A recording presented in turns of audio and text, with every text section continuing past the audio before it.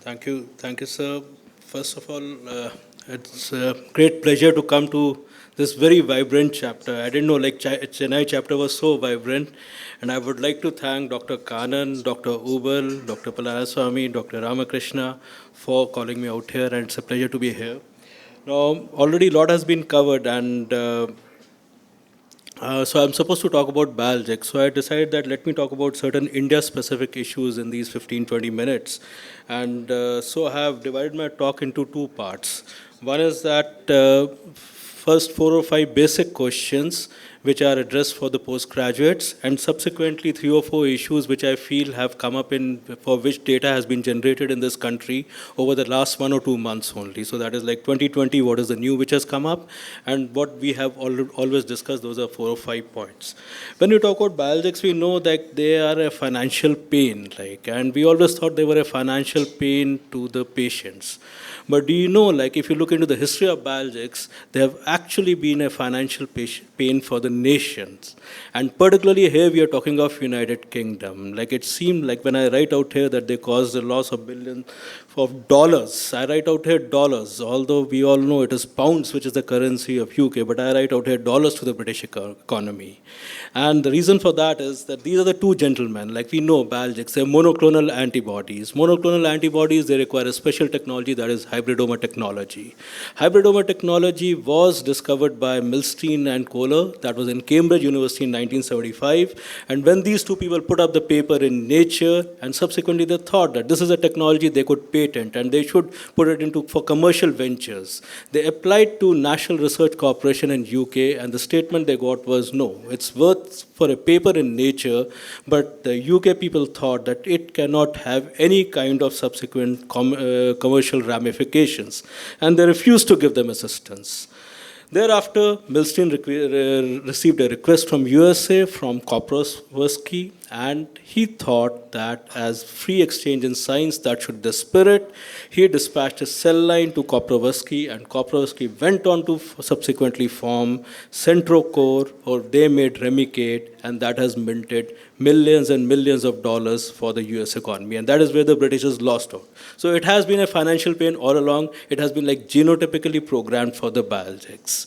So when we talk of biologics, till now we have been accustomed to TNF alpha monoclonal antibodies, that is infliximab, which is chimeric, 75% human, and subsequently we have adalimumab, which is available, which is a biosimilar in India. Otherwise, it's a fully human monoclonal antibody.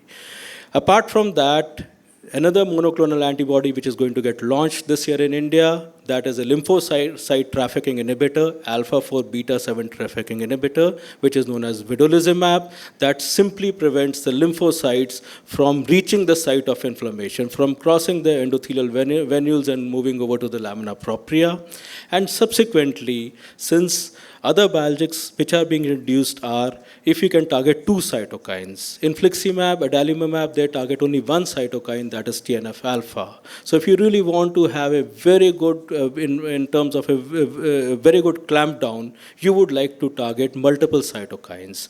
We know that ulcerative colitis is a Th1, Th17, Th2, Th17 kind of disease. Crohn's disease is a Th1, Th17 kind of disease. So if you can target the Th1 cytokine as well as, let's say, Th17 cytokine, then in that case you have a higher chances of blocking. And there comes in ustekinumab, which targets or blocks P19 subunit, which is present in both IL-12 as well as IL-23. And IL-23 is the main cytokine for Th17. So you have TNF-alpha blockers, you have alpha-4 beta-7 blockers, and you have IL-12/IL-23 blockers, that is ustekinumab, and all of them have already been approved by FDA, and 3 of them are going to be in India. 2 are there in India, and 3rd is going to come in India. What about indications? When we talk about indications, actually, if you look at it a decade back, there used to be a handful of patients on biologics. There used to be, let's say, in any city, given city, 5 or 10 people, patients on biologics. However, if you, this just a glimpse of data from AIMS, which shows that in 2017, there were a cohort of 139 patients. And if you look at it today in 2020, we find that at a given time, there are 40 or 50 patients who are on biologics. The second thing we can pick up from this this slide is that the indications remains the same as they are for IBD patients in the West. That is the most common indication for ulcerative colitis is steroid-dependent disease or acute severe colitis. The most common indication for Crohn's disease is steroid-dependent disease or steroid refractory disease. Top-down approaches also used. Top-down approaches that even if the patients have not been given steroids or azathioprine, you straight away start infliximab, which has definite indications if the patient has a fistulizing disease, if the patient has a very severe disease, or if it's a younger patient with small intestinal involvement and all. Enteric fistulae, perianal fistulae, post-operative recurrence of the disease, all these are indications for giving biologics. Another thing to remember is when you give biologics, don't get disappointed if you started biologics for 10 patients and you realize at the end of 1 year, there are only 5 of them which are left on biologics. This is a natural phenomena. Biologics are made of proteins. Proteins form antibodies. So biologics have their, again, inherent suicidal tendencies, I would say. Initially, 1 or 2 patients would not have any action. That is known as primary non-response. Thereafter, 1 patient may have an adverse event. Subsequently, by the end of 1 year, another 2 patients would have lost the response. That is known as secondary loss of response. And besides that, we have India-specific issues, that is higher rate of infection, and particularly tuberculosis, which we are going to talk about, which means that roughly 5 out of 10 patients would be retained on biologics if you have started them. Why this is important? Because this is something you can tell your patients that, okay, if you are going to start it, it is not going to not only have a 100% response rate, you're not looking at 100% response rates, but it is quite possible by the end of 1 year, we would have to stop it because it may not be demonstrating any response. Now, a very simple question, since we have a choice, is if we had no choice, it was simple. But since we are having choices, in ulcerative colitis, if I had a choice, what would I like to start with? Would I like to start with infliximab or would I like to start with adalimumab? There are no head-to-head trials available. Nobody has done a trial where you compare infliximab versus adalimumab. All these trials have been done versus placebo. So how do you decide it? So there are network meta-analyses which are available, which have shown that when it comes to ulcerative colitis, for induction of remission, moderate severe ulcerative colitis, infliximab is superior to adalimumab. Infliximab would be the first line of therapy. Vedolizumab may be the second line of therapy. When I say the second line of therapy is that if infliximab fails, then if you have to look for alternative agent, then you may use vedolizumab. Or you may use adalimumab till the time vedolizumab is not available. But nevertheless, first line of therapy may not be adalimumab in such a setting. And as you can see in the studies which have been come up from India, if you look at the third study from DMC Ludhiana, you'll find that when adalimumab was used for patients with acute severe ulcerative colitis, the response rates were dismal, 24%. Whereas otherwise, when infliximab was used, the response rates were 77%. The fourth study, again, the response rate for ulcerative colitis, adalimumab was 61%. So clearly suggesting, I would say the more robust evidence is this network meta-analysis, but again, clearly suggesting that infliximab may be the first line of therapy in when you have to use biologics in ulcerative colitis. For Crohn's disease, however, the data seems to be where infliximab is equal to adalimumab. In other words, that Crohn's disease, you may use either infliximab or adalimumab, and if they fail, then you can move over to vedolizumab, whereas for ulcerative colitis, it's preferable to always use infliximab before, if it fails, then only move over to adalimumab and all. So if you put up a chart, in which biological agent to use for ulcerative colitis, for induction as well as maintenance, you will find that you can use all the 4 agents. They are very good. Infliximab, adalimumab, vedolizumab, ustekinumab, except that infliximab is the first choice. Acute severe ulcerative colitis, there is no comparison because infliximab scores over adalimumab, and vedolizumab and ustekinumab have no data at all till now. When it comes to Crohn's disease, I would say again infliximab or adalimumab. Vedolizumab has subsequently been pushed a lot in terms for Crohn's disease, although in the initial Gemini trials, clearly it did not show any benefit in terms of inducing response. The positive thing about vedolizumab is that it stays on for a longer time. Once it gets into action, it really stays on in the sense that it has a maintenance power. Otherwise, for induction, it may not be a wonderful agent. Ease of administration, again, anything which is subcutaneous would be easy to use. So you have subcutaneous injections now coming up for vedolizumab. Even for infliximab, subcutaneous injections may be coming up, but right now they are available only for adalimumab. If the chances of infection are especially high with anti-TNF inhibitors like infliximab and adalimumab, if there are extraintestinal manifestations, this is important now because somebody has ankylosing spondylitis, somebody has pyoderma gangrenosum, then most of the data is available just for infliximab or adalimumab. Again, pregnant patient, the data is available mostly for infliximab and adalimumab. So, would you like to use a combination therapy with azathioprine or methotrexate with biologics? Then again, like a previous speaker, she talked about that you may not use them. I fully agree with her that you may not use methotrexate along with biologics in terms of the response rates. But remember that these biological agents are proteins and they form antibodies. So if you want to have a good response, you want to decrease the immunogenicity. The only way by which you can decrease the immunogenicity is if you give another immunomodulator. For that, again, the answer is very clear. If you are going to use infliximab, you may use azathioprine or methotrexate. But use it for 6 months to 1 year. Don't use it infinitely till the time you're giving infliximab.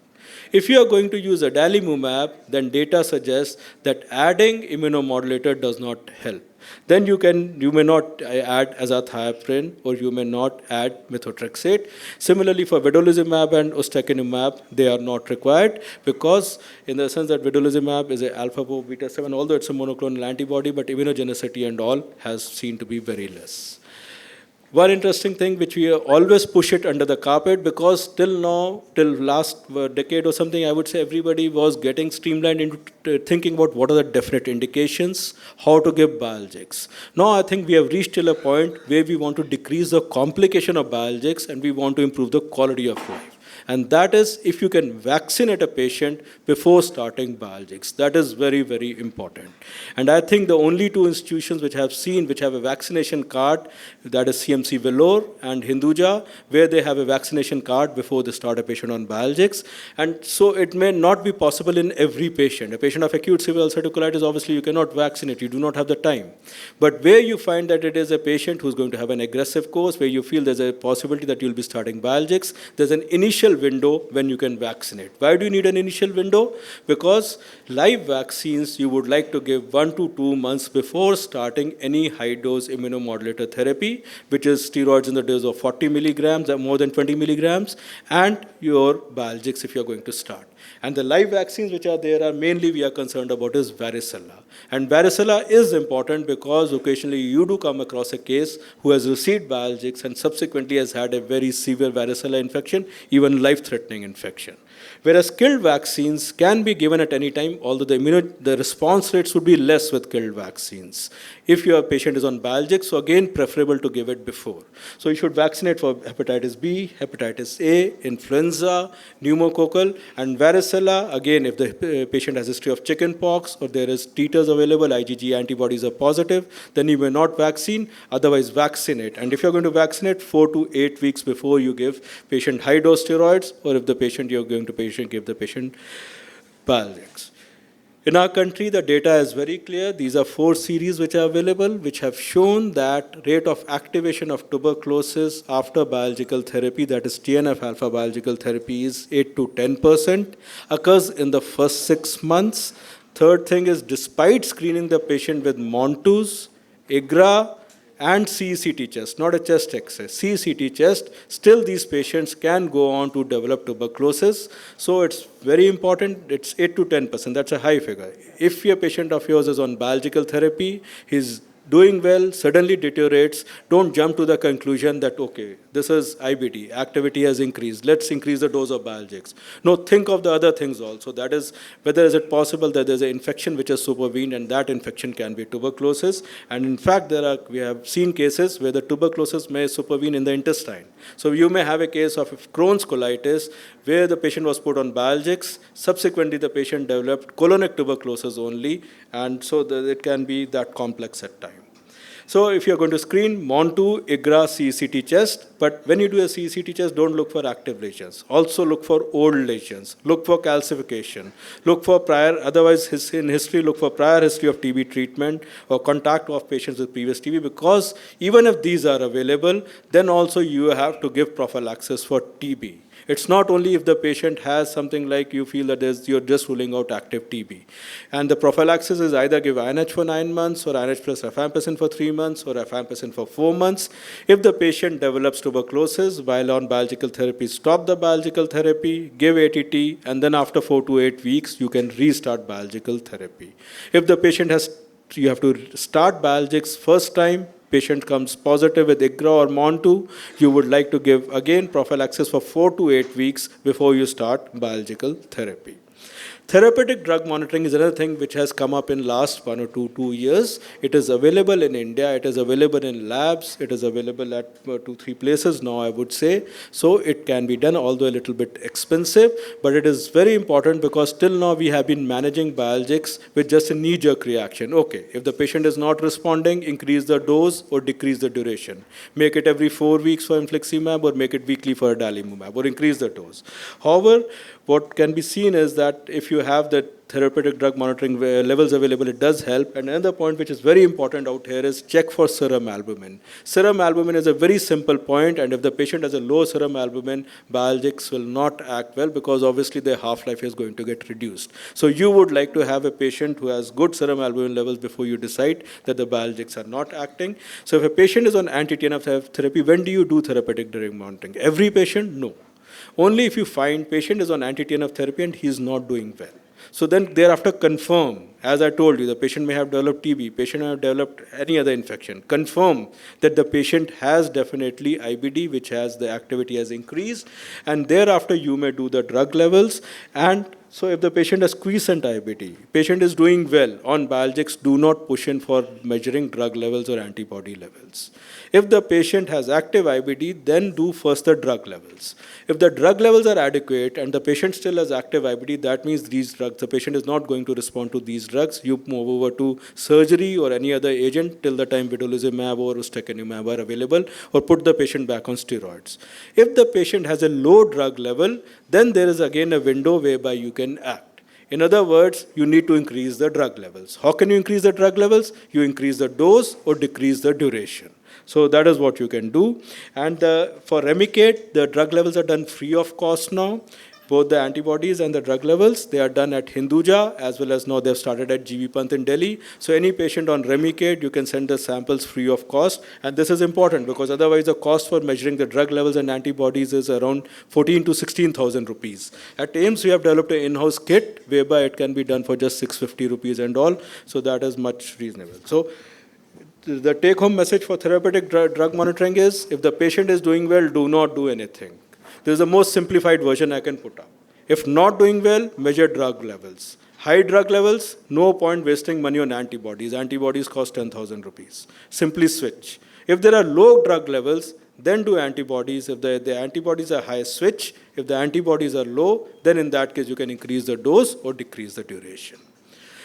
You all want to stop biologics. They are a financial pain. Everybody agrees. So in India, can we stop them? So don't go through the table. This is just a paper under review from AIIMS, which shows, this is Pavitra Sahu, a DM student, who this is a part of his DM dissertation papers, where he followed patients who had stopped biological therapy, wanted to know what happened to them, and realized that 50% of them had a relapse by 1 to 2 years. In other words, in 50% of patients, they did very well if they continued only on azathioprine. And when were the biologics stopped? If the patient was in clinical remission, patient was in endoscopic remission, patient was continued on azathioprine or restarted on azathioprine, if not on azathioprine earlier, and thereafter the biologics were stopped, and half of the patients did well for next 2 years, and the patients who had a recurrence, when biologic was again restarted, they again did well, suggesting that yes, for 2 years, half of them did not require the drug, which is a pretty long period, I would say. What is the most important factor? Now coming to 2020. So this is a meta-analysis which we published in American Journal this month only, which shows that what is the most important factor which decides whether when patients are put on infliximab or adalimumab that they are going to develop TB? It shows it is the TB endemicity rate. If there is like India, TB endemicity rates are high, so it is not dependent upon infliximab, it is not dependent upon adalimumab, it is not dependent upon ulcerative colitis, it is not dependent on Crohn's disease. It's simply the TB endemic rate. Should you give Biologics in stricturing Crohn's disease? This is an important question because a patient has stricturing Crohn's disease, you give Biologics, some of them do perforate. In the initial trials of Biologics, the ACT1 and the ACCENT-1 and the ACCENT-2 trial Crohn's disease, the exclusion criteria was stricturing disease because everybody thought giving infliximab would cause perforation, and because obviously the natural history is such, but now data has come up clearly that once you are sure that the stricture is inflammatory, not fibrotic, how do you decide it is inflammatory? You do a MR enterography.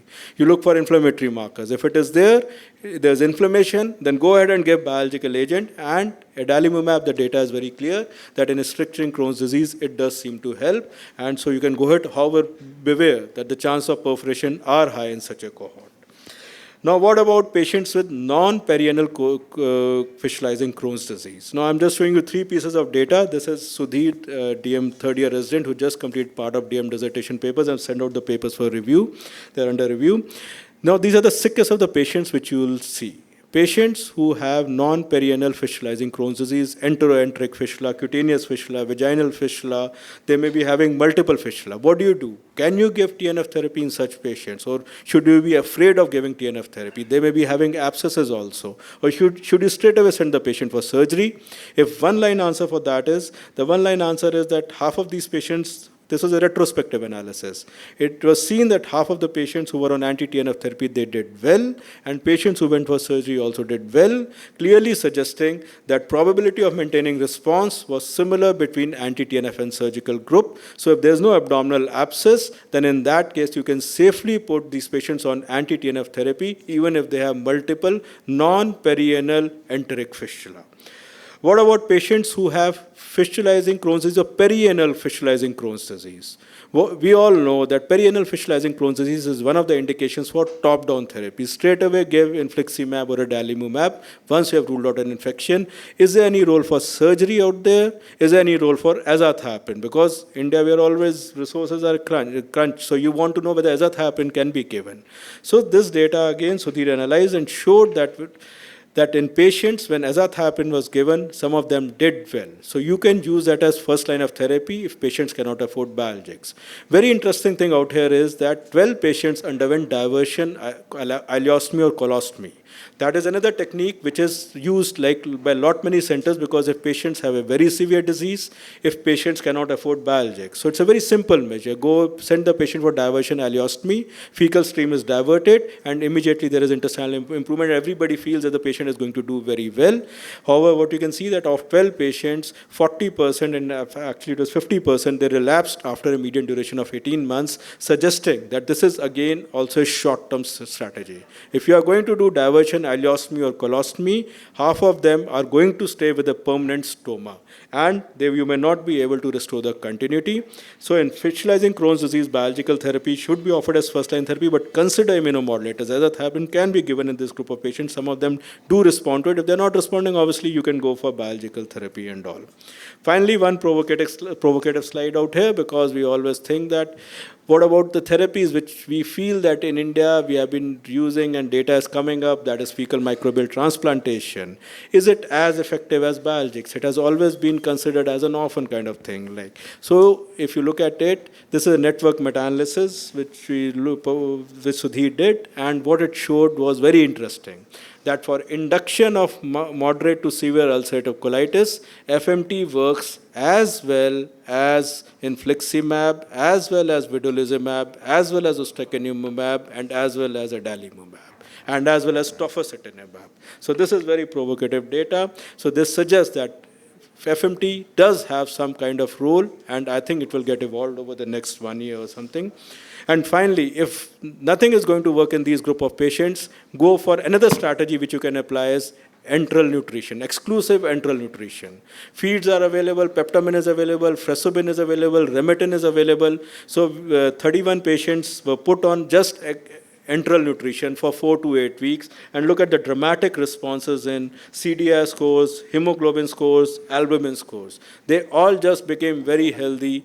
The only thing is that it was a short-term therapy, 8 weeks. You cannot put a patient for more than 8 weeks or 12 weeks. The patient themselves give up.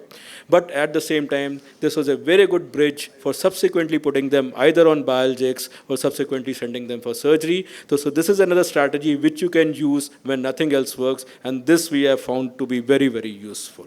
This is just showing that regardless of how severe the disease is, if a patient has Crohn's disease, which is very severe, not responding, then you can always put the patient on EEN, exclusive enteral nutrition. This we are talking of adults. We are not talking of pediatric patients. Data was always available for pediatric patients. This is adults, and clearly suggesting that they do respond very well.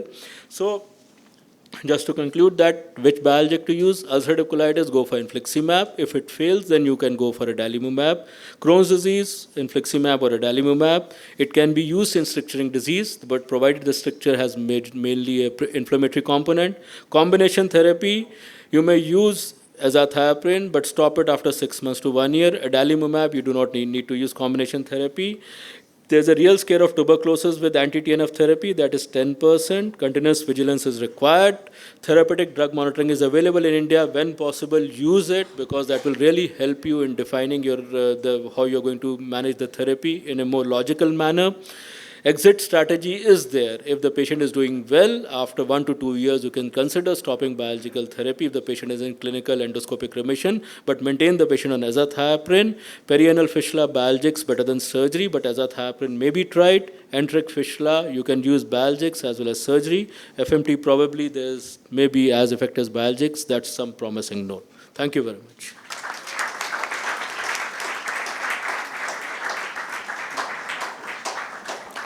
Thank you, sir, for your excellent lecture, your clarity. And what is your personal experience in your center of FMT? Sir, FMT, we have not published any trials as yet. We are conducting trials. So till now, it seems that in a group of patients, FMT seems to work. Because if you look at infliximab, the percentage of people in which it works is around 60%. And in percentage of people where probably like you can stop the steroids completely, and then also it works is around 40%. So same seems to be true for infliximab, and that is what the network meta-analysis which we have done, where we have showed that if you put together all the studies, that is the conclusion which comes out. And it does work, I can say that. For Crohn's disease, we do not have any data. Is it a lifelong therapy with biologicals? Yes, ideally speaking, it's a lifelong therapy, because as I said, that the moment you are not curing the disease, you're just resetting the immune system. But if you stop it, maybe you can stop it for 2 years to 5 years or 6 years. But otherwise, it's a lifelong therapy. I don't think there's any therapy available for IBD as yet, which is a finite therapy. It remains infinite therapy as well. Can we introduce biological de novo in a pregnant lady? Pregnant lady who's gone Crohn's, So why has not an give exacerbation. Why not give, in the sense that why not give steroids? One, that is Can we, one. because the ECHO guideline says you cannot introduce it. If the patient, first is that you would like to give steroids in such a setting, and steroids generally have a good response. If the patient is not responding to steroids, then in that case, in first trimester, if you want, you can start infliximab. What ECHO says is that you do not use both infliximab and azathioprine because the chances of infection are very high, or you do not start azathioprine because of the side effects which can occur with that. So, but these are very rare cases, like that you have pregnancy where steroids are not working, because pregnancy as such, in a way at times, if the patient is in remission, proves therapeutic for IBD. Because the ECHO says that if patients on biologicals by chance become pregnant, you continue biologicals. Yes. We can't start biologicals. No, you would like to start steroids in such a setting. Okay. But if the patient is not responding to steroids, then, and biologics earlier was that you continue till 32 weeks, now actually you can continue all through also. Nice talk, Vineet. Two questions. One is, in the combination therapy, you said with infliximab is useful, but not with adalimumab. Why is it? Because both are TNF antibodies. Why not? So This is an interesting question. I do not have a definite answer to it, except that yesterday only a study came out, the sub-analysis of Diamond study. The Diamond study is the Japanese study which looked at adalimumab plus azathioprine and found that there was no benefit in both terms, in terms of decreasing immunogenicity as well as in the thing. So what the study concluded that the side effects with azathioprine were so much that precluded the kind of response which you would get with the combination. That is the explanation which they have given. The second is in the perianal fistula, you said diversion and then there was a recurrence of 40%. Did they have a rectal stricture? Because if you have a rectal stricture, then you would not get a good response. Usually that should be tackled. Otherwise, whatever therapy you give, you don't get a response. So there was a combination, the 12 patients, it's a combination of rectal involvement and non-rectal involvement, which were around 2 cases or something. Majority of them had rectal involvement because a perianal fistula would have most of the time rectal involvement. So if you do diversion ileostomy, because of fecal diversion, the rectal symptoms also improve. Not only the fistula improve, the rectal symptoms also improve most of the times. However, in 6 out of 12, it was actually 50%, because if you look at the overall proper figures, 6 out of 12 patients, initially 2 did not demonstrate any benefit. When you're saying benefit, we are talking about perianal fistula first, no benefit. And 4 thereafter relapsed. So in 6 out of 12, you cannot go for closure of the ileostomy or the colostomy. So diversion ileostomy looks like a very attractive approach initially, because initially the results seem to be very good. One is very happy, there are multiple perianal fistulae, it's a cost-effective approach, you don't need any drug. But after 1 to 2 years, there is a recurrence of symptom 1.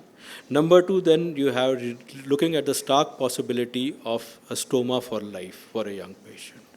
So we have to be aware of these 2 things when we go for diversion ileostomy. What about a proctectomy? What about a proctectomy? So if you do a proctectomy, then again you are looking at stoma for life. So here we are trying to prevent a stoma for life. Sir, what is your experience with non-response to the biosimilars that we use and then switching them over to Humira? Because one patient of mine didn't respond and Humira was available.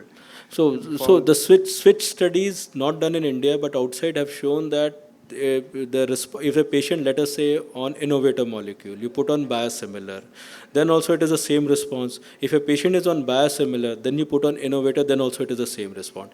In a given case, it can be anecdotally, it does happen that a patient is not responding and then people feel that, okay, let's give the innovator molecule, and the response may occur for some other reason, any other reason, and then it can be there. One. Do you use oral filgotinib? Oral, filgotinib as part of the trials, sir. Do you find it useful? Too early to say, because every center has 4 or 5 cases only, so it is very difficult to say that, sir. Yeah, last question, it's running out. Suppose if you are planning for a top-down therapy for a severe perianal disease or extensive small bowel disease, is it okay to start adalimumab along with azathioprine and maintain, once the patient achieves clinical remission, maintain on azathioprine? In such case, asa plus adalimumab does a good combination in that case. Yes, you can definitely do that. You can definitely do that, because, in fact, what you can do is that even in patients with ulcerative colitis, there's a study from Dr. Sood, Ludhiana, where they give acute severe ulcerative colitis. This is published in Indian Journal of Gastroenterology. They give 3 doses of infliximab and subsequently let the patient be on azathioprine. And so that is a good strategy. In such a case of perianal fistula, if we start this combination, when the fistula closes, probably we can stop the biologics. Should that be the target for us? So perianal fistula is one disease where the relapse rates are the highest. In an inflammatory Crohn's disease, when you stop biologics, the relapse rates are the least. Perianal fistula, we just put in a multi-center data with the Hong Kong group and in elementary pharmacotherapy, which showed that perianal fistulizing disease relapse rates are highest when you stop biologics, because that's the place where you give top-down therapy. That's the place where the inflammatory burden is high. That's again the place where when you give diversion colitis, when you do diversion ileostomy or colostomy, then also the relapse rates are high. So your strategies are, I fully agree with that you can try it out, that if you give finite therapy with biologics, give 3 doses, 6 doses of 1 year, maintain the patient on azathioprine, it's quite possible that for a few years you may be able to do that. Thank you. Question to Alagamai, is there any long-term side effects of budesonide?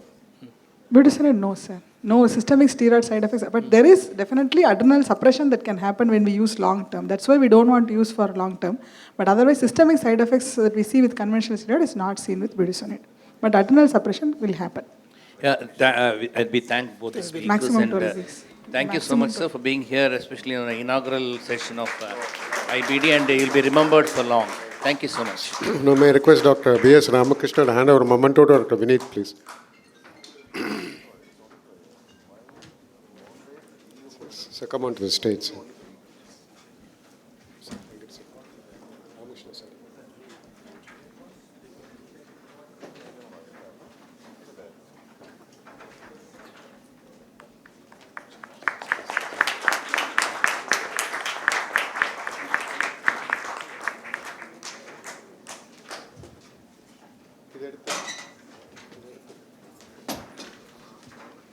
May I invite the panelists for this panel discussion onto stage? Please, you're all listed here. Dr. Vineet, Dr. KRP, Venkatakrishnan, Amit, Dr. A.C. Arun, and Dr. Bhatta Achalam. So the idea was that we'll have a panel discussion which will discuss some management issues. But as it turns out, both Aragamai and Vineet have addressed all the questions. Nevertheless, I think it is, reiterating something just makes it stick better in your mind. So as we go through this case discussion, hopefully it'll be a bit of a reiteration. So welcome everybody. The case that I'm going to discuss now is a 45-year-old gentleman who was referred to us in June 2018. Now, 5 years prior to coming to us, he'd been diagnosed with Crohn's disease, with diarrhea, aversion to food, lower abdominal pain. The CT abdomen report was a short segment skip lesions with bowel wall thickening and mesenteric fat stranding. Colonoscopy showed ileocecal ulceration. Biopsy showed subacute inflammation with focal cryptitis. Now, Dr. Venkatakrishnan, I just wanted to ask you, if you saw the patient at this point, what would you choose? I mean, this is 2013. We are in 2020. You can say whichever you like, now or back then.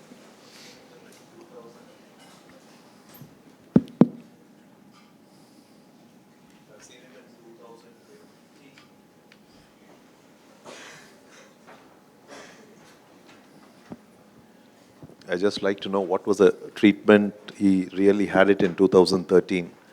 And 2020, if I had seen these patients, probably looking at the mesenteric standing and multiple skip lesions, with imaging probably showing more towards Crohn's, I would have started him on steroids at this point of time. So for induction of remission, steroids, and any specific, we heard Dr. Aragamai talk about prednisolone. Yeah, prednisolone.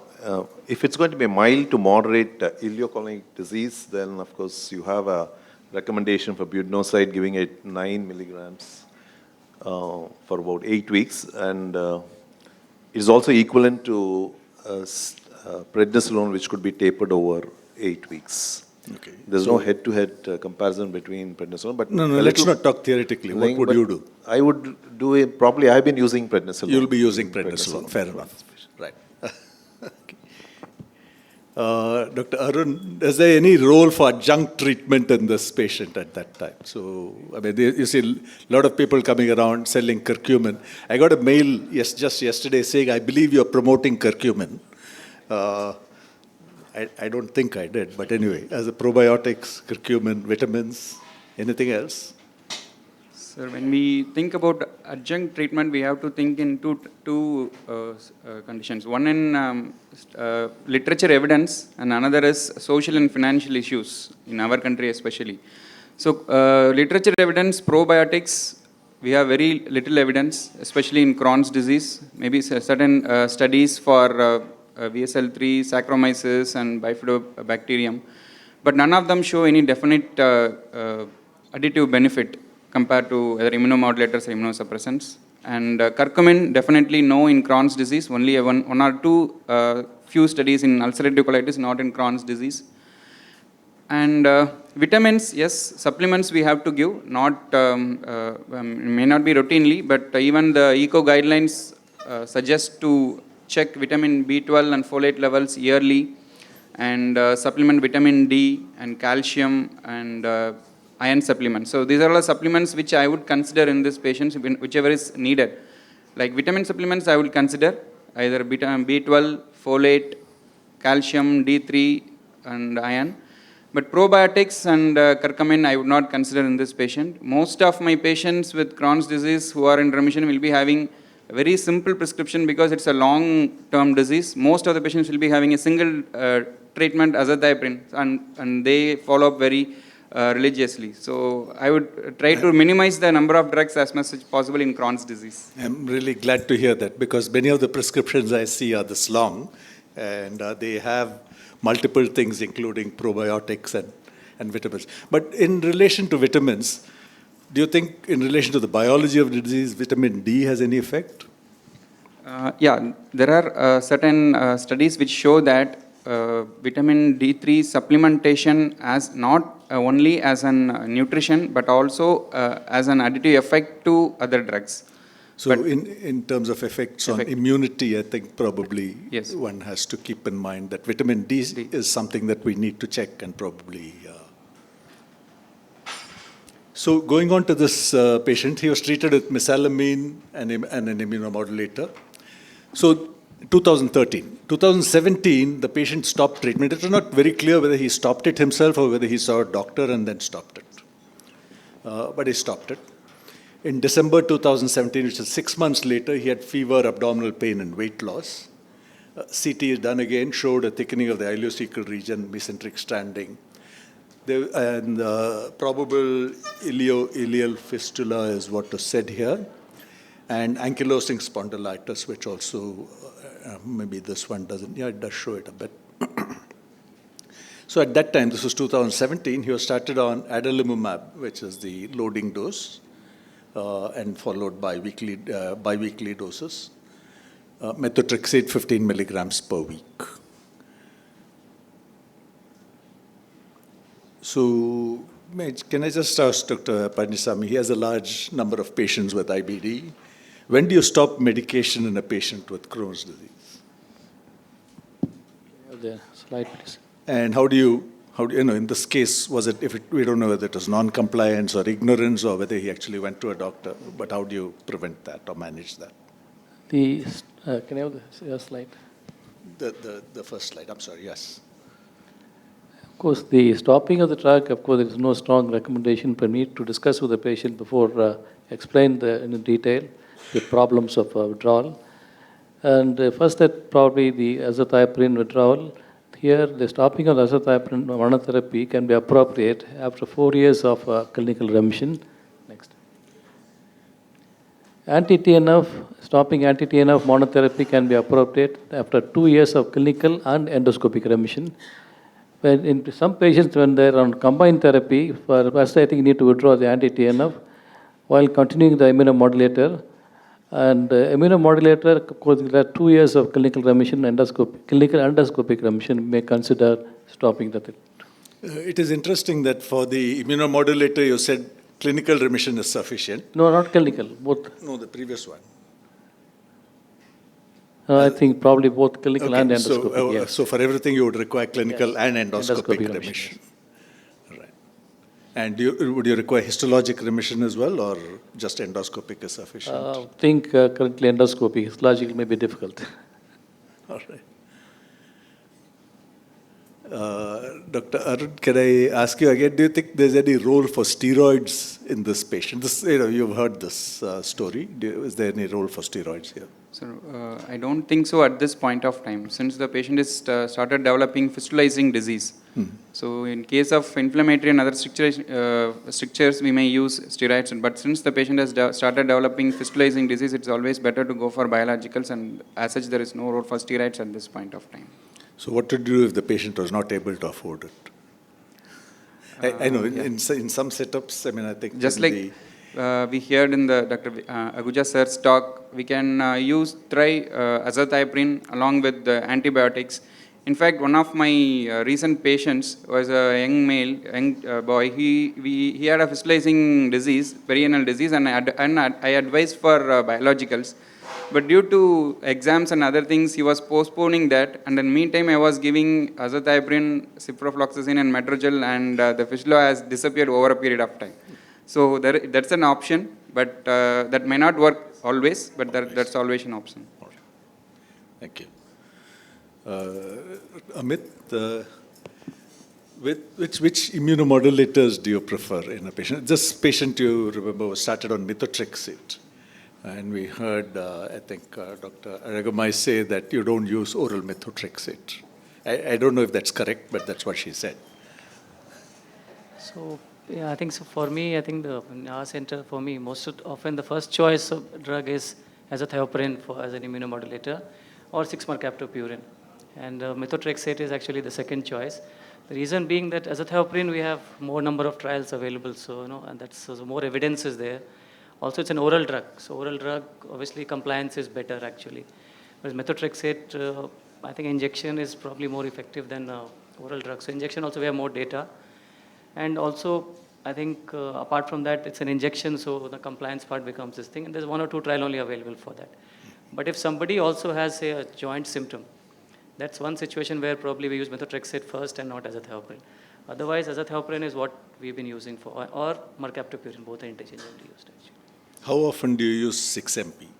So basically, sometimes we've had patients who don't tolerate azathioprine, not because of myelo, but because of, say, some nausea or something. And sometimes the switch actually helps. We don't know why it helps, but it does help switching the drug from azathioprine to 6-mercaptopurine.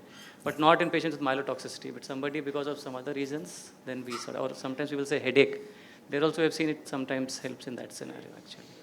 But very small number of patients actually are on 6-MP. Most of them are on azathioprine. So it's interesting that Dr. Aragamai mentioned in her talk that you have to give methotrexate only by injection. And that the Cochrane reviews show that actually the oral is not that effective. Increasingly, I've seen a lot of patients who've been treated, or my patients who've been treated in the US, and oral methotrexate is what everybody is on. Originally, when it came in, it was suggested that parenteral methotrexate was better. But I do see a lot of patients who are on oral methotrexate who are doing reasonably well. Dr. Bhaktawachal, this question to you.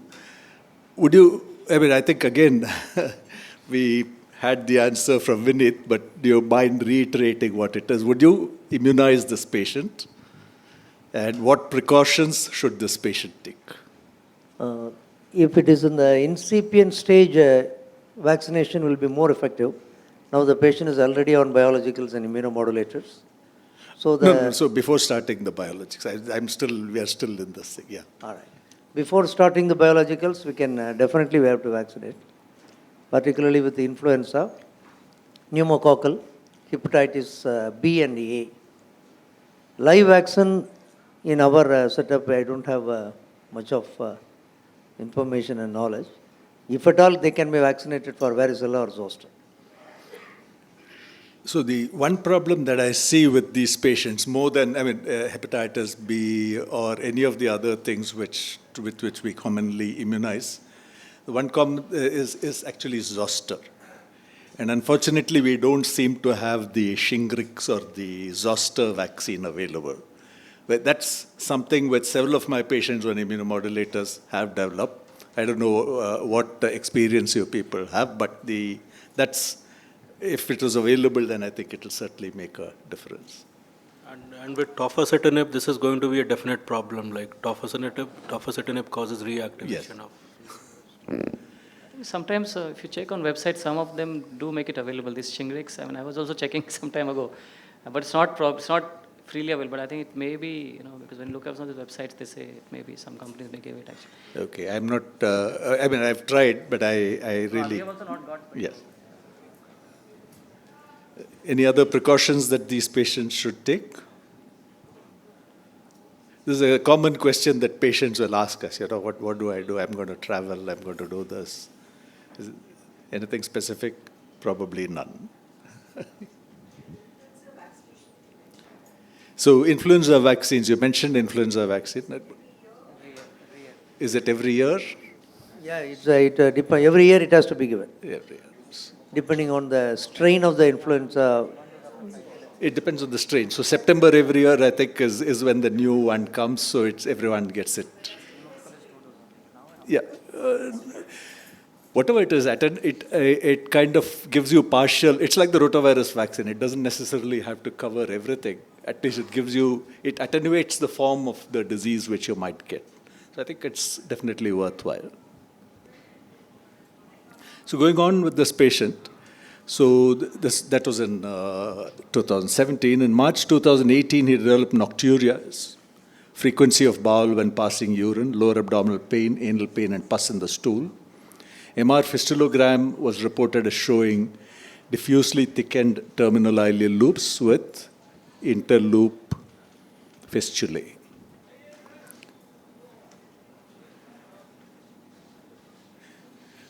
So at that point of time, he was kind of referred to us with lower abdominal pain, pus discharge in the stool, increased bowel frequency.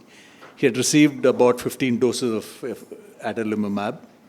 At that time, the calprotectin was 320, albumin was 2.5. So basically, it sent him back saying, reassess the disease extent. They had 3 months had elapsed at that time. And meanwhile, stay on a low residue diet. So the question here is, so this guy has received biologics. He's not really doing well. It seems to be progressing. What is the treatment this patient should receive? So I actually put Dr. Radhakrishna on here, but he's not here. And he's there in the audience, so I'm sure he can respond. Dr. Vinith will answer first before I go in. Because I understand Crohn's disease is a medical disease and an expensive medical disease. Because the principles which we applied for other abdominal or intestinal problems do not exactly apply to this, whether it's come to bowel obstruction or they seem to have radiological obstruction, but still they continue to be comfortable and that keeps going on. We understand, according to surgical textbooks, that a fistulizing disease requires surgery. But then when I listen to the stalwarts in IBD medicine, but that also can be managed medically. So my indication is when you ask me to do, I do. So let me put this to Vinith. Vinith is me. So I think very rightly put, we need to bring up the patient to such a level where the surgical morbidity is low and the results are excellent. So if possible, this patient has an albumin of 2.5, he seems to be sick, the inflammatory burden is high. So first we put him on exclusive enteral nutrition for 4 to 8 weeks. That would build him up and that would also have an immunomodulatory effect. Second choice, then there would be whether we can switch over to, if we can do the drug levels for adalimumab. That time they were not available in 2018, now they are available. Or you straight away change over to infliximab and see whether the inflammation can be reduced. If the patient cannot afford infliximab, then once you have built up the patient, then he can go for surgery because he's already earned his surgery in a way. Third thing, we have to be very careful. This is also precisely the setting where TB can supervene and can present in a similar way. The patient has received 15 injections of infliximab. We recently had a similar kind of case where we sent the patient for surgery, and as happens, the biopsy report follows and nobody traces the biopsy report. The biopsy report for the surgical histopathology report was traced after 4 to 8 weeks, and it showed large case 18 granulomas at the fistula site. The patient had received infliximab earlier. So these are the settings. So in such a setting, build up the nutrition. That will decrease the inflammation to some extent. Then you can decide to go in for surgery, which can be a theranostic procedure, provide diagnosis as well as therapy. Or if you feel that you're reasonably confident that there is no supervening tuberculosis or not, then you can change the agent of biological agent and increase the dose. So I think this patient illustrates some of the points that Dr. Vinith made in the lecture also, that you start a patient on biologics, initially a little bit of response, and then suddenly they lose response, and that's where you test for antibodies and you test the therapeutic drug levels. But I think certainly there is a role for surgery here. Surgery is, as Dr. Radhakrishna said, this is something which can benefit somebody with fistulizing disease, we really have to optimize the patient for surgery before doing that. So in July, this patient underwent laparotomy with ileocecal resection. The ileosigmoid fistula was disconnected. He had an omentoplasty and a sigmoid loop colostomy. Surgical pathology showed non-caseating granulomas. No surprises there. The thing was that there was no specific medication post-operatively. So this, again, let me ask Dr. Pardesami, what should patients with Crohn's disease receive medical treatment, and if so, what? Post-operatively. Regarding the medical treatment, of course, as discussed earlier, in the Crohn's disease, no role of 5-ASA. But here I would like to just share my experience and post-operative situations. Two patients, one with a short segment stricture, presented as a subacute obstruction, later developed enterocutaneous fistula. And he had all inflammatory markers positive, and histopathology also suggestive of a possible Crohn. And he did well only with, on 5-ASA, settled down. He's doing well on 5-ASA. The other patient, long segment stricture, ileal stricture, and post-op leak, contained leak, settled down, developed sepsis, all managed conservatively with the 5-ASA. He's doing well. Just want to get your views on this. Means in the sense that 5-ASA does have a role in post-operative. Best is to put them on 3 months of antibiotics immediately after surgery. 3 months of antibiotics seems to have a very good result, either metronidazole or cetronidazole along with ofloxacin. Then at 6 months to 12 months, you can do a colonoscopy or do fecal calprotectin. No, I just want to know about the 5-ASA. 5-ASA, that's what I'm saying. If it is no lesions, less than 5 aphthous ulcers, their 5-ASA may be used. Post-operative, after resection. This is what I'm saying. After resection, depends upon what has been the previous history. This kind of patient, 5-ASA is not going to work at all. There's been no role. This is the kind of patient where you will decrease the disease burden by doing surgery, and thereafter you need a very strong immunomodulator. Either straight away start Balgix out here, or you start azathioprine out here. Then only it is going to work. You are doing surgery out here to decrease the disease burden, because this patient cannot get away from Balgix. So when there is a low risk of recurrence, of course, no pharmacological prophylaxis. Then probably you have to follow up with the ileal colonoscopy at 6 to 12 months. If Rutledge score is more than 2, we have to probably consider anti-TNF or azathioprine. Next. And when there is a high risk of recurrence, probably you should consider anti-TNF or azathioprine plus metronidazole. And in case patient has a concern about starting this anti-TNF, maybe only metronidazole can also be given for 3 months. And in this case, again, follow up with the ileal colonoscopy at 6 to 12 monthly. If Rutledge score is more than 2, we have to optimize with azathioprine or anti-TNF. So it seems we have consensus here. It's fairly clear there. So, point. Yeah. So if somebody has, say, a localized ileocecal disease which was stricturing and causing symptom, it's been resected, what we call as a surgical remission.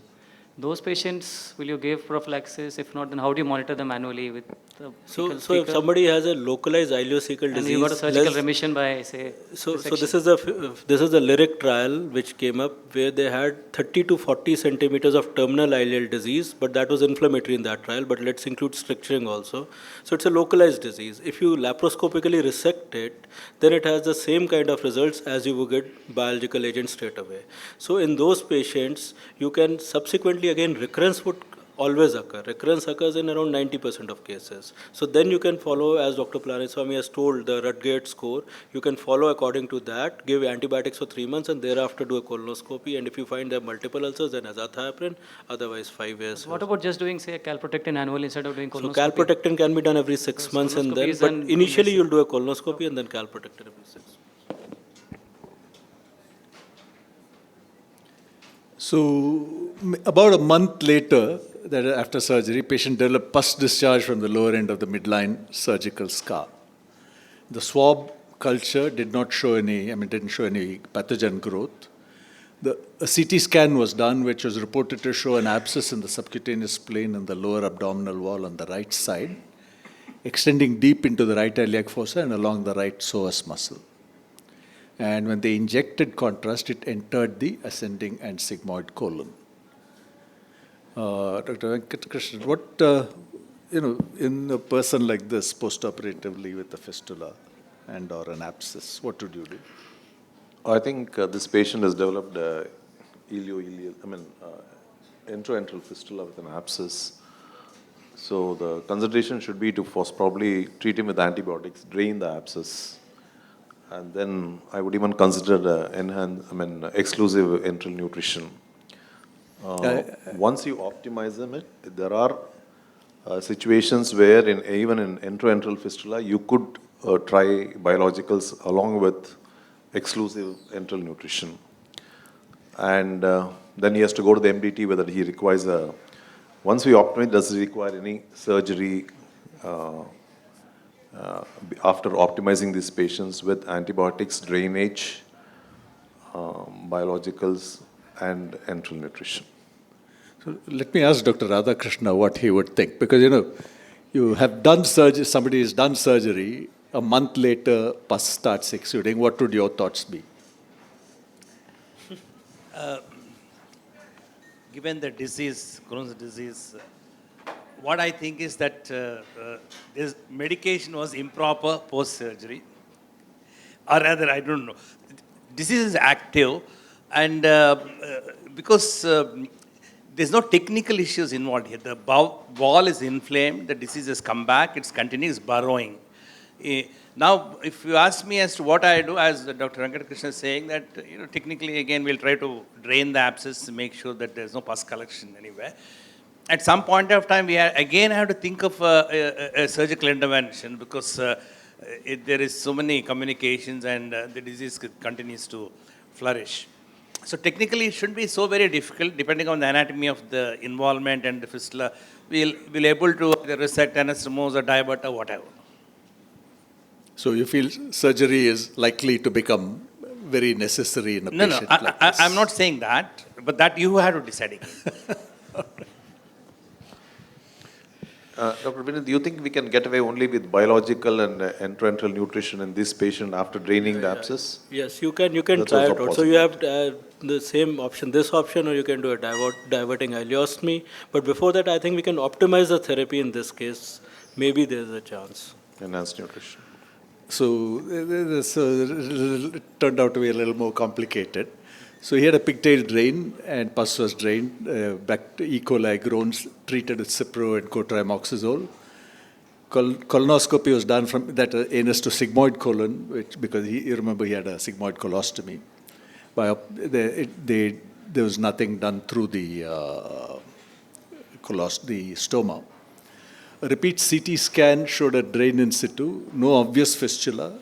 AFB culture was negative. He continued to have pus drainage. A month later, the pus discharge was reducing. The pigtail catheter was removed. Antibiotics stopped. And there was a repeat CT. Still, he continued to kind of go around like this. So with this kind of treatment, he continued to have pus discharge, which was non-feculent and required a pad change 3 times a day. Passing stools from both the stoma and from the anal region, probably a fistula there. A CT sinogram showed the cutaneous opening connecting with a deep collection, which entered the large bowel at some point. So the contrast went into both ascending and sigmoid colon. And surgical management was advised. He was not in a position at that point of time to afford biologics, so it stopped that. And he preferred to just take medical management. So again, this continued like that till a point earlier last year, it's about a year ago, when he presented with weakness, generalized weakness, easy fatigability, and it turned out the hemoglobin was only 2.7. White cell count was 2,400, platelet counts were low. So at this point, azathioprine was stopped. He was transfused, given GCSF, and then he agreed to go ahead with surgery. So at surgery, the findings were an intracutaneous fistula from the iliotransverse anastomosis to the lower part of the abdomen, as expected. The loop colostomy was closed. The intracutaneous fistula was resected, and the diseased part of transverse colon was resected. And the biopsy just showed active inflammation. In the immediate post-op period, he had he developed again discharge. So there was a communicating fistulous tract from the anastomosis to the skin. He underwent pigtail drainage of this, E. coli treated with ertapenem. At this point of time, he had also been, during surgery, I think the pre-op workup showed he had a dilated cardiomyopathy. He was restarted on mesalamine, and since he had drainage, this thing, we started him on GM-CSF as well. And there's a kind of story behind that. Essentially, the GM-CSF has been shown to be useful in Crohn's disease as a single agent. In addition, he had a pancytopenia for which this was being given. So this was a CT at that time. So status post-surgery, he had a dilated cardiomyopathy. His weight increased from 48 kilograms, he went up to 58 kilograms, so he was doing well. LFT was normal, CBC showed pancytopenia. So the question here again is, Dr. KRP, what do you use TPMT testing in your practice? You have to tell me, honestly. Now, of course, I've just done a few cases, maybe 3 cases I've done the TPMT, not as a routine. It's available recently in our hospital. And guidelines, if you look at the guidelines, there's a variation. AGA routinely recommends TPMT testing. IST task force, if TPMT testing prior to ISRTA, if available. Generally, the other recommendation, if it's not available, to start with low dose, 50 milligram per day, with monitoring of the blood counts, LFT. And in our country, prevalence of homozygous TPMT mutation in Indian population is less than 1%. So, Amit, can you tell what is the difference between the protein testing and genetic testing? I think Dr. Aragamai alluded to it. I think so. The next slide shows it. So basically, I think like Aragamai already presented about the azathioprine metabolism. So azathioprine gets converted to 6-thioguanine, which is the therapeutic product, which is responsible for efficacy, but also bone marrow suppression. Then there are other pathways as well along which TPMT, along which with azathioprine can be metabolized. And one of them is the TPMT pathway, which takes it to 6-MMP. So if somebody has a low activity of TPMT, then there is a chance of getting a high level of 6-thioguanine, which can be myelotoxic. So essentially, if your 6-TPMT activity is low, then you have a high risk of bone marrow suppression. So this activity can be measured at the level of genotype or at the level of protein, as we said.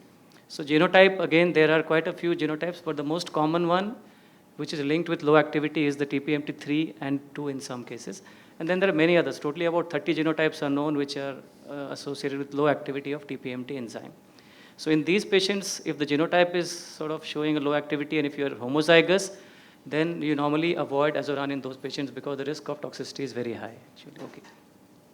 But again, the more number of genotypes you do, the more cost it's going to involve, actually.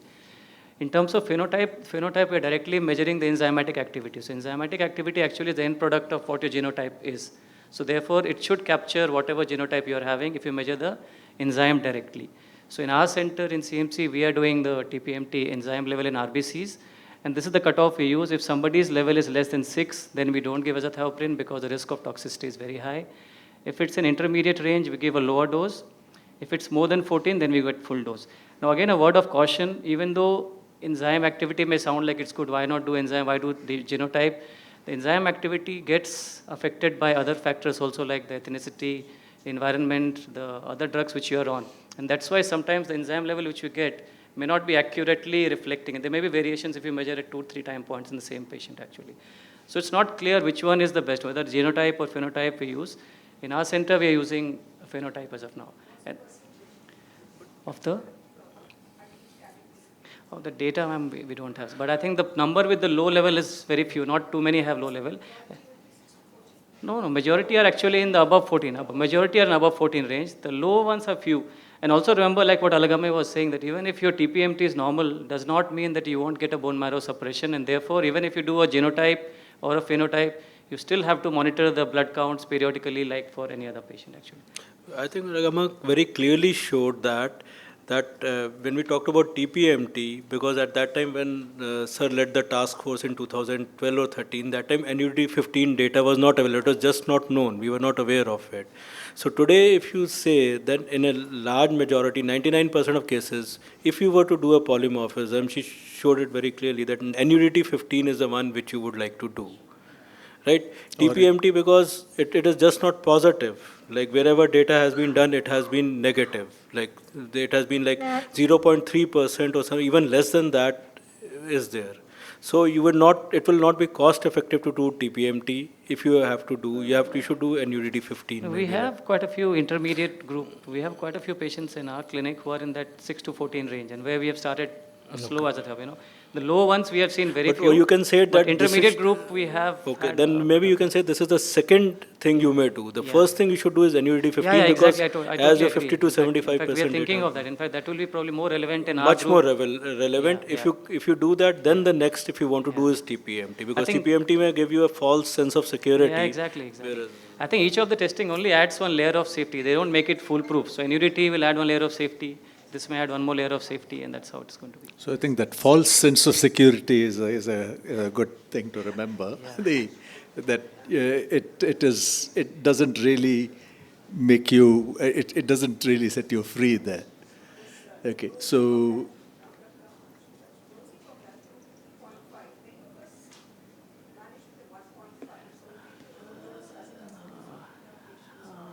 I think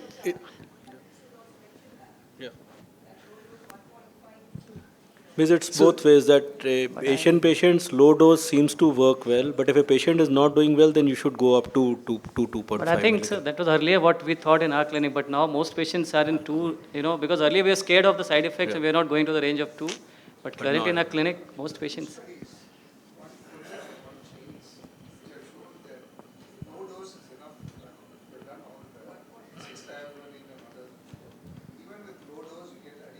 You get adequate, yes. Asian patients, there is data. So, but if patient is not responding, then go to. Yeah, so I think a lot of it, we still have to use the clinical judgment there to decide on the dosing. Did you want to comment on this? Yeah, so basically other thing is, so one is that you do the TPMT testing. The other thing is about the monitoring of the drug level, the 6-thioguanine and the 6-mercaptopurine. This is something again which we are doing in our IBD clinic for patients who are on azathioprine. So basically after we start the therapy, after about 6 to 12 weeks, we check for 6-thioguanine and 6-methyl-mercaptopurine level. And the table on that corner shows how we interpret the results actually. So supposing if you find that the 6-thioguanine is in the therapeutic range, and the methyl-mercaptopurine, which is not therapeutic, but at high level can cause liver toxicity. So if methyl-mercaptopurine is high, so if it is a normal range, methyl-mercaptopurine, and if 6 Tg in therapeutic range, then your dosing is okay and you can continue whatever dose the patient is on. If you don't detect the level of thioguanine or methyl-mercaptopurine, means the patient is not taking the drug. That means there's no compliance with the medicine which you have given to the patient. If both the levels are high, that means your dose is at a higher dose and you have to reduce the dose in that particular patient. If the levels are low for both the metabolites, then you reduce the dose. And the final situation which Alagame also mentioned was about this hypermethylators. There's some group where the level of thioguanine will be quite low, but methyl-mercaptopurine will be very high. So this patient, if you didn't measure if you only measure thioguanine and not methyl-mercaptopurine, you will think that the level of thioguanine low, you'll give a higher dose. But that will actually shunt more drugs towards methyl-mercaptopurine and will cause hepatotoxicity. So in this group of patient, either you change it to another drug, or other is you can reduce the dose of azathioprine and then you can add a xanthine oxidase inhibitor like allopurinol, which can sometimes help you. So for now, in our IBD patients, almost everybody on this drug gets this metabolite checked after 6 to 12 weeks. And with that basis, we've been able to optimize dose, especially in pediatric patients, we found it much more useful because the dosing is a little bit more erratic in that group is what we have seen. So that's a more logical way of going about the dosing that you require. Instead of the weight-based. Absolutely. That's because you have to take fresh RBCs and you have to get the enzyme This one, I levels think, from- costing-wise in our center, this one now we charging 1,600 for the metabolites and 1,800 for the TPMT testing. So it's not very expensive also if you think of the tests that way. But we have set it up in collaboration with a German lab, so it takes time to set up and get your own control levels before you can actually do it. Okay. So the final twist to the tale here. This, because of the persistent pancytopenia, this patient was referred to the hematologist for a bone marrow biopsy, which showed that he had an acute myeloid leukemia, AML M2 in the FAB classification. Well, the thing is, it's interesting that you should say that. So we saw him earlier this week. Rohan called him back earlier this week. He's completed 4 cycles of R-CHOP. He's looking good, awaiting stem cell transplant. But the question is whether the AML is due to the medicines or is it just something that was going to occur anyway. Because if you remember, he was on immunomodulators, but he was erratically on them. And he was on an immunomodulator which you would not normally think would be associated with AML. He was on MMF, which was not discussed by Dr. Aragambai. So with that, I think we'll conclude this session.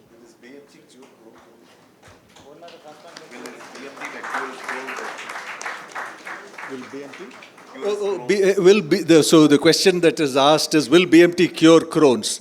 The answer is yes.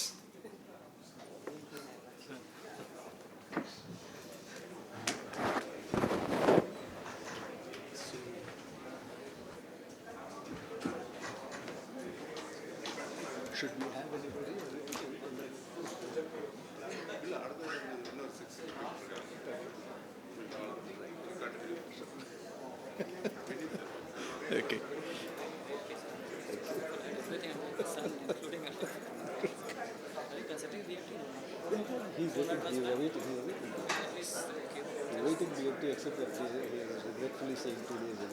So we have a very, very brief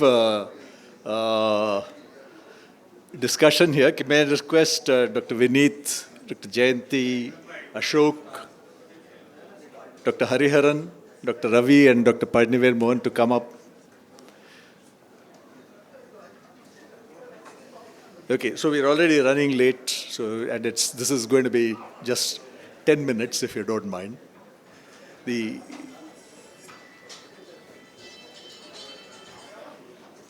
come.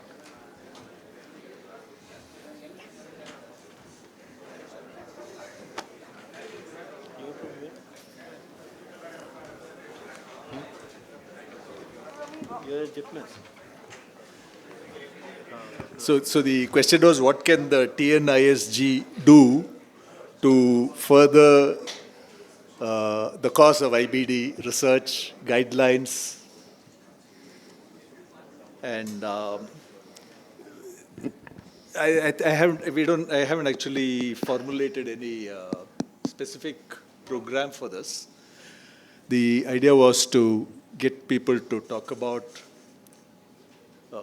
various possibilities. We've heard Dr. Ubal urging us to use this forum to promote collaborative research. It's something like in the olden days when we talked about esophageal varices, we used to talk about the North Italian Endoscopic Club, right? And so something like that. The Chennai ISG and the Tamil Nadu ISG can serve as a forum. Dr. Vineet has been talking for some time with the ICMR about creating a national registry for IBD. Maybe you can just give us a little bit about that and then set the ball rolling. We were doing a multi-center study with around 6 centers for last 3 years. That was for a different purpose, looking at Mycobacterium avium paratuberculosis in patients with Crohn's disease. So Dr. Ramakrishna's center was there. Then there were 6 centers all over the country. As the trial was ending, Professor Mathan is the chairperson in terms of for the monitoring committee. And the suggestion was that let's make a national IBD registry. So now we are in the process of formulating that, whereby there would be electronic records, which would be there, the ECRFs would be there, they would be made available. Initially, we would start with around 8 or 10 sites, and subsequently the number of sites can be increased, so that people, whereby it is something whereby that you do not require too much of time to fill up a form. It is not something which is too extensive so that it defeats its very own purpose, but at the same time it captures some relevant details. And thereafter, if somebody, let's say, wants to do a study, a simple study like, for example, when we say terminal ileitis, what is the course of a patient with terminal ileitis? Then many of these centers who will be part of the National IBD Registry, they can take part of it. Or you want to look at what is the incidence of lymphoma in patients with, prevalence of lymphoma in patients with on azathioprine. So again, a national IBD registry can answer those questions very well. Or if you want to look at, let us say, a cohort of patients with IBD with primary sclerosing cholangitis, then again, that can be answered very easily by this national ICMR registries. So we are planning, along with Dr. Ramakrishna, we have been looking at it in terms of formulating ECRFs, starting it at 8 to 10 centers, and thereafter it can be extended to many other centers across the country. That is one thing. Secondly, for IBD, I think if you are planning to make an IBD forum, like, may not be a bright example to give out here, but nevertheless, let me give that example. Like, if we look at the Kerala epidemiological study, like, they did a great job, like, in terms of maybe it may be neighbors envy or something, so like that sort of thing, but they did a grand job in terms of putting up one of the first multi-center epidemiological studies, very first, I would say, for any disease, GI disease, where the whole state was mapped and they came up with prevalence data. And so that those are the kind of studies which can easily be done. And the way the people are sitting out here, and they're from here, they're from Madurai and all places, Coimbatore, Madurai, and etc. It can easily be done. So it's just a question of starting, like you all, and rat poison study which has been done. So similarly, you can do many studies the moment you decide that a network has been made. And this network can be made independent of your ICMR network. It can just be the Tamil Nadu IBD chapter, which can pick up 3-4 studies, small studies. And the moment people start contributing cases to them, then the number becomes sizable. Okay. Let me just ask Dr. Hariharan a question. As a busy practicing clinician in the private sector, what do you think the scope of a forum like this is for research or collecting data or sharing data? No, it's not obviously the difficulty in sharing the data, but as long as everybody is willing to put the data in the right format and get the data ready. But what is more important is to not only keep this data shared amongst the institutions which are within the city, but we should take it out into the outside the city as well, collect the data so that we will be able to get, because a lot of us do treat IBD, but not everybody has got a lot of patients because the patients are all scattered. So the only way is to create a forum, create a registry within our state, pool the data and make up studies. Yeah, and this thing should be simple. The pro forma should be simple. No, the collection of data should be as if it is too complicated, nobody will enter data. Yeah. Right. So what is the appropriate time that it should take to fill a pro forma for one patient? Sir, it should be user friendly. Like 15 minutes, 30 minutes, 15 minutes. Sir, it is 30 minutes. Sir. 30 is too long. It should just be 5 to 8 so minutes. So 5 minutes. 5 to 8 minutes, yes. Sir, 5 will be too short. Maybe we should say 10 to 15 minutes. So between 10 to 15 minutes. So I think if we are agreed on that, I think that's the step forward. Dr. What is your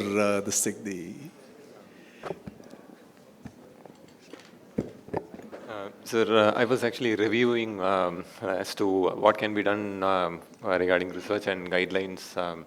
So I thought actually it can be broadly divided into two, clinical research and basic science research.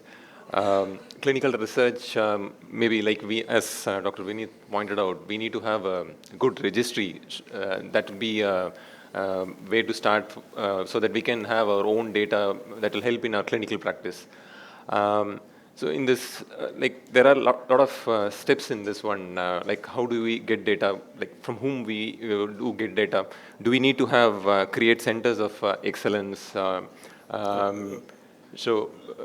be too far down the road, probably. I think we should start with something. Like Dr. Vinith was saying, one simple thing is we don't have data on pregnancy outcomes in IBD in our population. So if you have a kind of state-wise registry or a nationwide registry, that is data that we will have, which will reassure many of our patients. You see, a lot of patients, I'm sure, coming to you, ask this question, what will happen? That's the first thing they, the time they get the IBD, that's what they're most worried about. Can I marry? Can I have kids? Will there be problems? So those kinds of issues. Like maybe identify areas of research and prioritize them. Maybe go ahead like that, sir. I think first should be to just enter our patients, We thought of this about 4 years back when Dr. Bala said that we could start the IBD registry through the TNISG. It never took off. We just wanted the cases to move in with a basic clinical profile and then identify what is the spectrum. We don't even know the spectrum of disease in our population. We don't have a basic. I know it will be too preliminary, but we don't have the spectrum. None of us talk of small bowel Crohn's. We keep talking of ileocecal Crohn's and colonic Crohn's or whatever it is. No one has ever touched on small bowel Crohn's as to what it is. So let us first get just the profile. Whatever cases we see, just move in, and then next step should be then someone can analyze what the data is and then take up specific areas in different fields. That's what I feel. I mean, there's so much of differences in management. So whatever we are doing, day-to-day personalized management, we just move in and then analyze, and then probably I think that should be the first step forward. And Rama, I think you will have most of our cases we send to Rama eventually, so he has got the registry. So registry is with him. Rama, I think we are talking of two different things. When you say registry, what my feeling is you want to know you want to work out what sort of prevalence is there in the country of the disease. For that, you must know not only the bigger hospitals or bigger places, but you need to know the whole state or the whole country. So that's not going to be easy. It's possible, but that's quite difficult. But if you're looking at getting a large number of patients and trying to study something, whatever it may be, small bowel Crohn's or PSC or whatever you want to do clinically, that is doable. That's very doable. We can set up centers, especially those which get larger number of patients. And it's also possible that smaller people can join in later. And you can look at different scenarios and even treatment, specific models of treatment can be looked at. Everybody doing the same thing and then feeding in. That is very doable. So that's something that we can do. I think that's what I feel is doable and which will provide benefit. So in fact, that's what we meant by registry. That's what we actually meant. We didn't mean to include every possible case at the first level. First level is include centers, as many centers as possible, and look at build cohorts. The problem here in down south is, we get most of the patients from northeast. Okay, that's how it is in most of the centers. Therefore, except your, but Apollo, so you can put a clause out there, ethnicity, like. So we get. Therefore, I feel when we say South Indian population, we have to be very clear about the state of origin. Like at ICON D now, they're having problem. They don't have the state of origin. So 90% of fatty liver are all from northeast. So I'm identifying that and I'm informed. So I think that's very important. Even in CMC Vellore, you'll have more of northeast patients. I would like to differ from Dr. Jayanti. And we too have our own the local patients. In fact, today we have had a patient interaction of IBD in the afternoon. Ashok Chowk was part of it and many of other colleagues. We had about more than 50 patients, all are local. There's nobody from outside. More of Crohn's than the ulcerative colitis. About more than 30 of Crohn and 20 of ulcerative colitis. And similarly, I think local patients are there. We do have. I'm not saying we don't have. But what I'm saying is the catchment in Apollo will be from northeast. No, I'm just telling you. CMC will also be from northeast. I'm telling you. And there's an overlap. Lot of overlap. How do we overcome that? The patients who go to, they So start with no, so AIG. I'll tell you, just put, Vinny, as you said, state of origin. If Yeah. you put the state of origin, it's that's it, yeah. No, overlap, no? The patient comes from AIG, then comes to, down to Apollo, then goes to CMC, then comes to SRMC. You know, and then finally they go back Aadhaar, to Aadhaar Northeast. number, Aadhaar So- number, so- Aadhaar number. So we must have some system, you know, this is going to happen because there's so much of crossover in our country. But till before the CA bill comes up, I think Aadhaar number would be the. Dr. Ravi, you have. But then the Bangladeshis won't have Aadhaar number. In at least in Tamil Nadu, I had worked in Kerala and I've seen patients from Northeast also. Definitely the prevalence of IBD is more in those areas, Kerala and Northeast. Native Tamil Nadu patients, the incidents are less and it's widely treated by physicians, surgeons, gastroenterologists. At least the group which are treated by gastroenterologists are the most severely affected patients. So maybe if we can nominate persons, gastroenterologists who are popular in that area to collect data from there.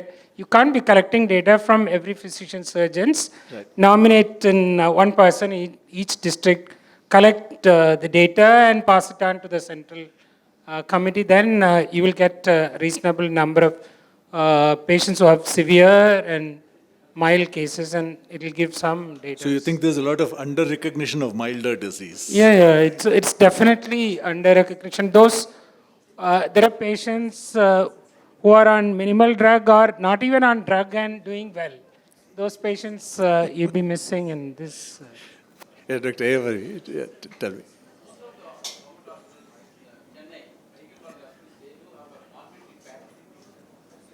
Monthly, you are supposed to give morbidity pattern. So in MR, we used to have a disease code. So disease code is there. So we can at least collect some data about the prevalence as such in Chennai, especially in MMC, Stanley and Annanagar and Rayapeta and SRMC and Apollo. And so these 5 places start with Chennai. Let it start.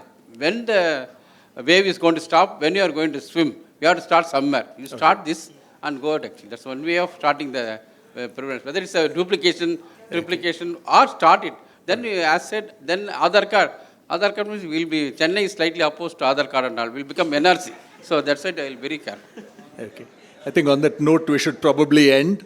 Thank you very much. Thank you to the panelists.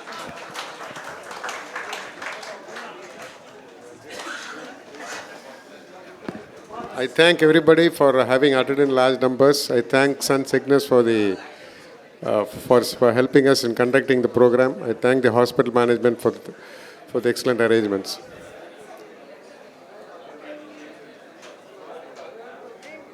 Madam.